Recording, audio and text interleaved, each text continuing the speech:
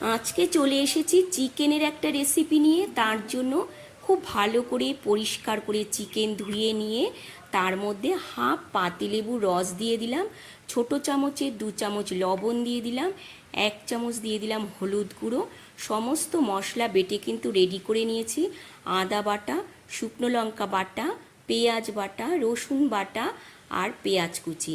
এবার সমস্ত বাটা মশলা কিন্তু এক এক করে চিকেনের মধ্যে দিয়ে দিচ্ছি। এখানে আমি 4টে শুকনো লঙ্কা খুব ভালো করে বেটে নিয়েছি, একটা মিডিয়াম সাইজের পেঁয়াজ বেটে দিয়েছি, আর দিয়ে দিলাম 2 চামচ আদা বাটা আর 2 চামচ রসুন বাটা, আর 1 চামচ দিয়ে দিলাম কালারের জন্য কাশ্মীরি লঙ্কার গুঁড়ো।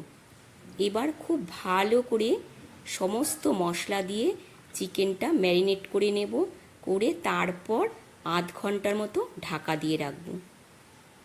আধ ঘন্টা ঢাকা দিয়ে রেখেছিলাম। চলো এবার রান্নাটা শুরু করা যাক। এখানে দিয়ে দিচ্ছি কড়াইতে সর্ষের তেল।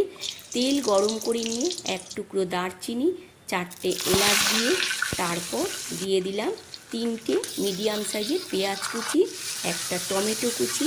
এবার টমেটো আর পেঁয়াজ কিন্তু খুব ভালো করে ভেজে নিতে হবে। একদম লাল করে ভাজা হয়ে গেলে তারপর আমি এর মধ্যে ম্যারিনেট করা চিকেনটা দিয়ে দেব। আজকে কিন্তু আমি সমস্ত মশলা শিলে বেটে রান্না করছি, আর এখানে কোনো আমি জল ব্যবহার করব না।